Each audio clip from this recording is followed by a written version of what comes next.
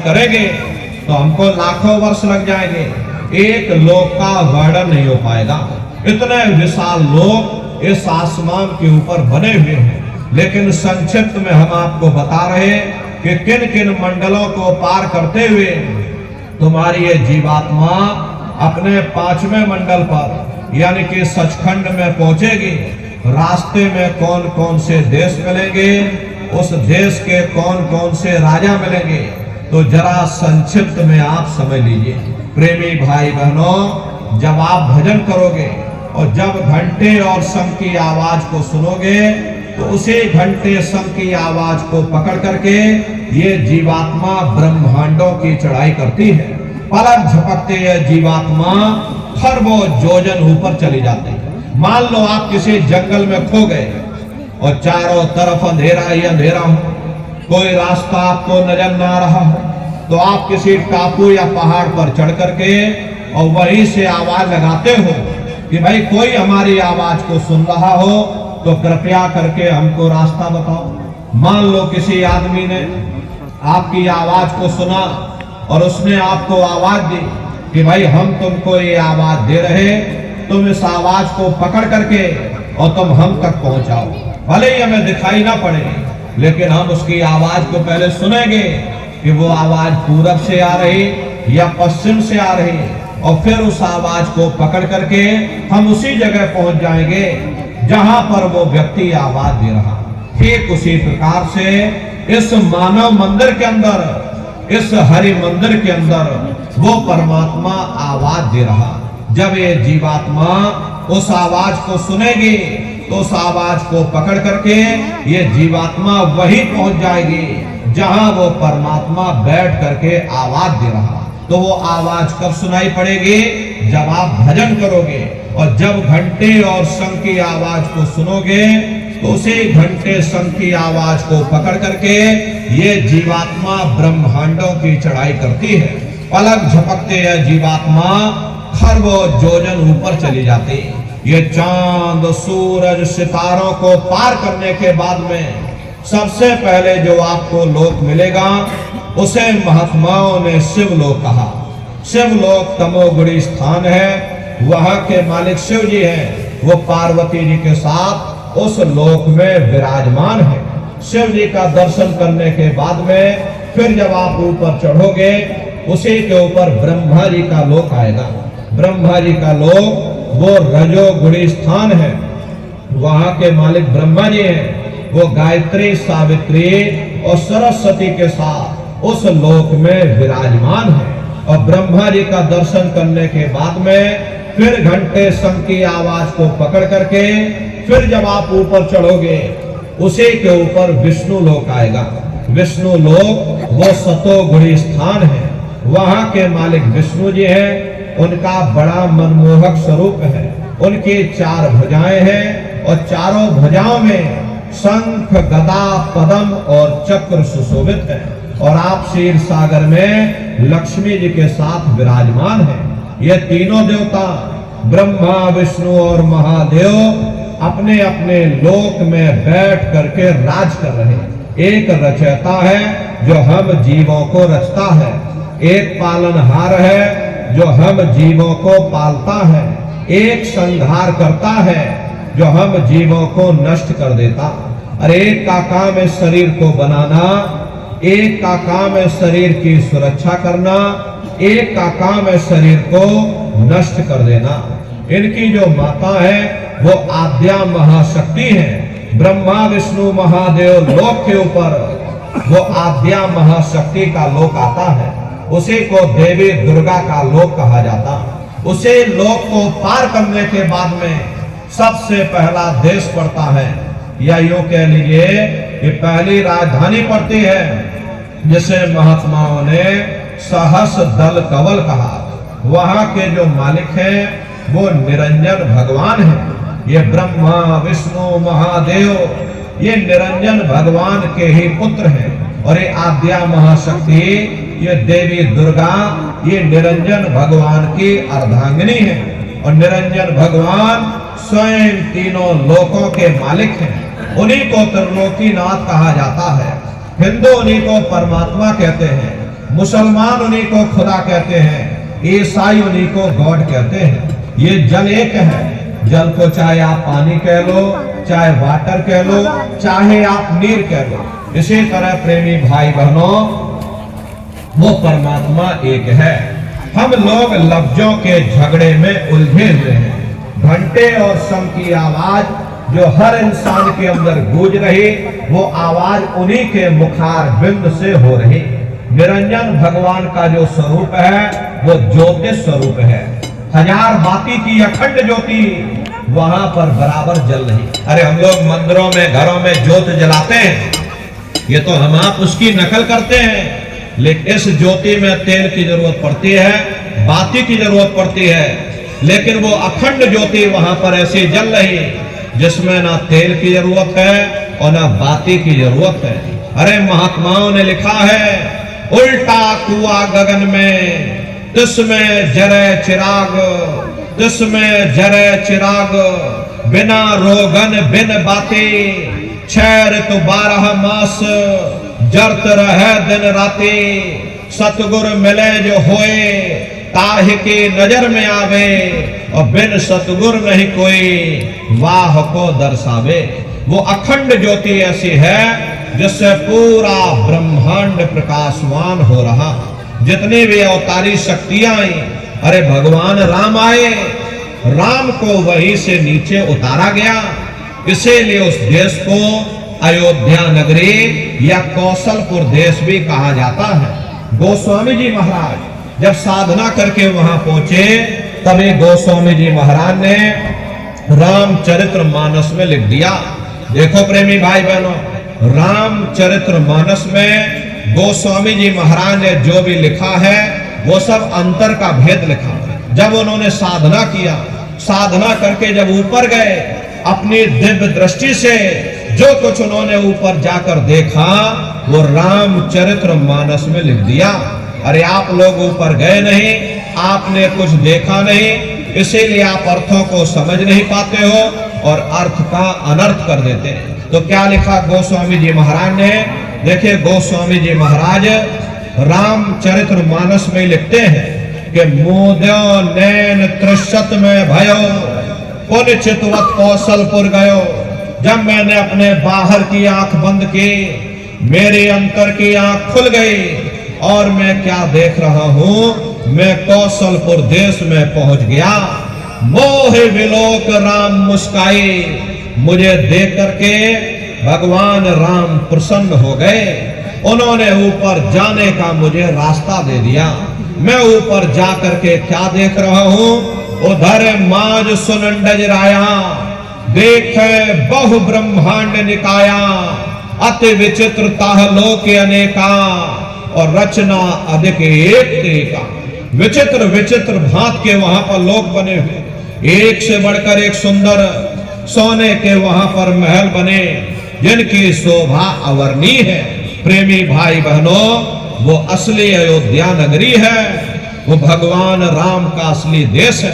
जब आप लोग साधना करके वहां पहुंचोगे, अपनी दिव्य दृष्टि से उस अयोध्या नगरी को जब आप देखोगे, अरे तुम देखते रह जाओगे, ये क्या ईश्वर की लीला है, कैसे उसकी कारीगरी है, अनंत उसकी सत्ता है, अनंत उसका प्रकाश है। उसे आनंद को पाकर के बड़े बड़े राजे महाराजाओं ने अपने राजकाज पर ठोकरें मार दी और जंगलों में जाकर के नंगे हो करके नाचने लगे। इतना आनंद, इतनी खुशी उन साधकों को होती है। वहां के अगर एक एक वृक्ष को आप देखोगे, एक पेड़ की लंबाई इतनी है, पूरा देखने में आपको लाखों वर्ष लग जाएंगे, इतने विशाल लंबाई उसकी। अरे महात्मा जब वहां पहुंचे, तभी महात्माओं ने लिख दिया। मीराबाई वहां पहुंचे, कबीर साहब वहां पहुंचे, और अन्य महात्मा जब वहां पहुंचे तो उन्होंने कलम तोड़ करके लिख दिया, अचरज देखा भारी साधो, अचरज देखा भारी रे, और बिना बजाए निस्दिन बाजे, घंटा शंख नगारे रे, और बहरा सुन सुन मस्त होते है, और तन की खबर बिसारी रे, और बिन भूमि के महल बना है, कामे जो तुजारी रे, अंधा देख देख सुख पावे, बात बतावे सारी रे, और जीता मरकर फिर जी जावे, बिन भोजन बलधारी रे, और ब्रह्मानंद संत जन बिरला, कोई समझे बात हमारी रे। प्रेमी भाई बहनों, वो असली अयोध्या नगरी है। अरे वो भगवान राम का असली देश है। राम जी का दर्शन करने के बाद में फिर तुम्हारी यही जीवात्मा दूसरे मंडल की आवाज को पकड़ करके और दूसरे मंडल की चढ़ाई करेगी। शाम तज श्वेत को गहना, सुरत को तान धुन सुनना, और बंक के द्वार धस बैठो और त्रिकुटी जाए कर लेना। उसी के ऊपर दूसरा देश आता है, जैसे महात्माओं ने त्रिकुटी देश कहा। वहां के जो मालिक हैं वो ब्रह्म है। वहीं से मन और माया की उत्पत्ति हुई। वहीं से तीन गुण, रजोगुण, तमोगुण, सतोगुण, तीनों गुणों की उत्पत्ति वहीं से हुई। ये जो आपके वेद हैं, वेदों को सारी दुनिया पढ़ती है। अरे वेदों की भी उत्पत्ति उसी स्थान से हुई है। महात्मा कहते हैं कि त्रिकुटी महल में विद्या सारा, धन हर गर्जे बजे नगारा, और लाल वरण सूरज उजियारा। वहां पर दो धुनें, बादलों की गर्जन और मृदंग की आवाज उस लोक में गूंजती रहती है। जैसे पहले स्थान पर भगवान राम के देश में घंटे और शंख की आवाज गूंजती है, ऐसे दूसरे मंडल पर यानी कि ब्रह्म के देश में बादलों की गर्जन और मृदंग वहां पर बजता रहता। ओम का जाप बराबर वहां होता रहता। ब्रह्म का जो स्वरूप है लाल वरण सूरज उजियारा। ये सूरज कुछ नहीं है। ऐसे तुम लाखों लाख सूर्य इकट्ठे करोगे तो वहां का एक सूर्य बनेगा। प्रेमी भाई बहनों, ब्रह्म का जो स्वरूप है वो सुबह के लाल सूर्य के समान है, इसीलिए वहां का पूरा ब्रह्मांड लाल है। महात्मा जब साधना करके वहां पहुंचे तभी महात्माओं ने लिख दिया, लाली मेरे लाल की जित देखो तो लाल, लाली देखन में गई मैं भी हो गई लाल। वो पूरा ब्रह्मांड ही लाल है। तो जितने साधक वहां पहुंच जाते उन सभी को योगेश्वर कहा जाता है। योगेश्वर की पदवी उन्हीं को मिलती है जो ब्रह्म स्थान तक पहुंच रखते हैं। जैसे व्यास जी हुए, वशिष्ठ जी हुए, वाल्मीकि जी हुए, इन सब की पहुंच वहीं तक थी। इसीलिए कहा गया कि वाल्मीकि भय ब्रह्म समाना। जब इनकी जीवात्मा वहां पहुंची और जब इन्होंने ब्रह्म का दर्शन किया तो इनका स्वरूप भी ब्रह्म के समान यानी कि ब्रह्म स्वरूप हो गया। तो जितने साधक वहां पहुंच जाते हैं उन सभी को योगेश्वर कहा जाता है।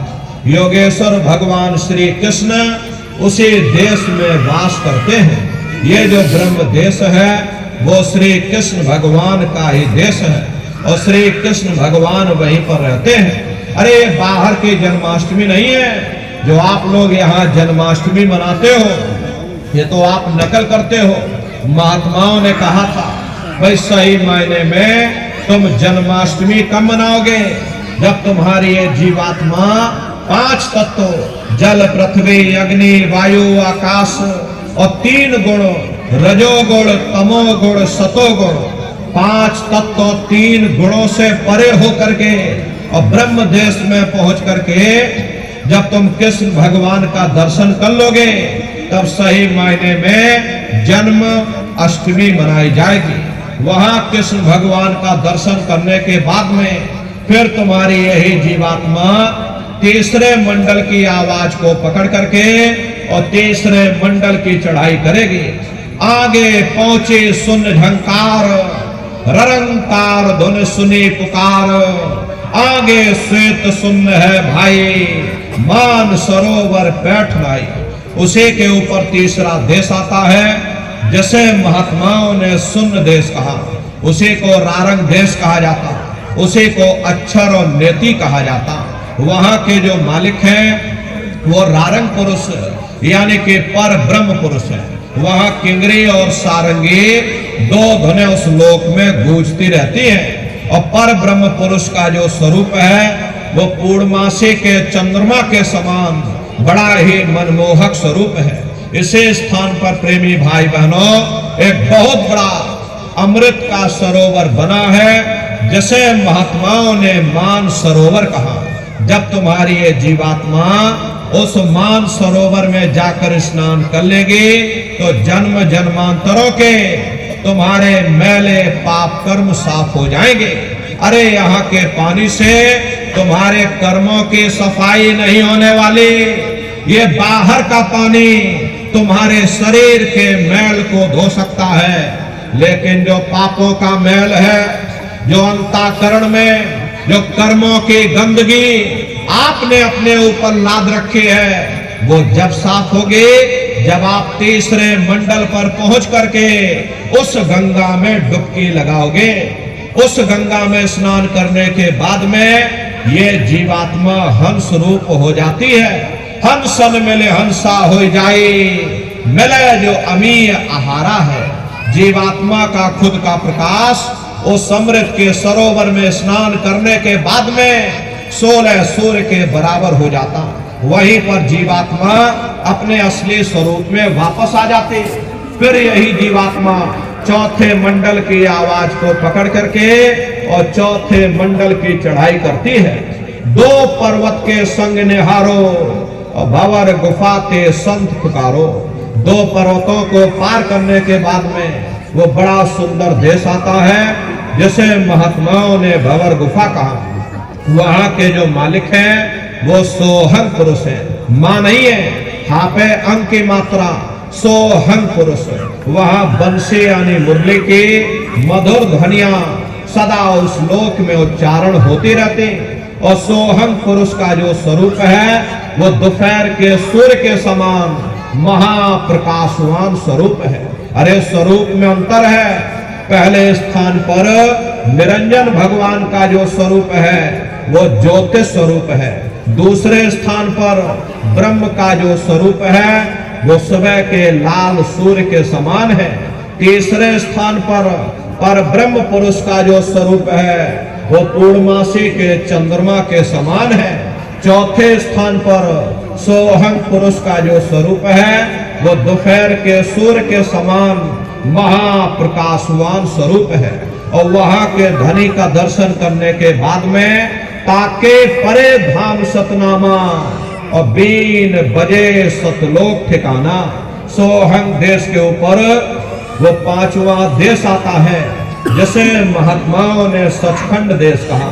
वो सचखंड देश अजर अमर अविनाशी सदा एक रस रहने वाला देश है। वहां न काल है, न कर्म है, न दुख है, न संताप है, न पुण्य है, न पाप है।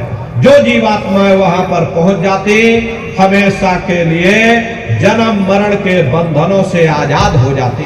वहां के जो मालिक हैं वो सत्पुरुष भगवान हैं, जिनके रोम रोम में खरबों खरब सूरज चांद सितारे प्रकाशमान। अरे वही हमारे आपके सच्चे मालिक हैं, वही हमारे आपके सच्चे पिता हैं। अरे हमको आपको वहीं से नीचे उतारा गया, फिर शब्द को पकड़ करके शब्द पौड़ी पर चढ़कर पहुंचो सचखंड सतनाम।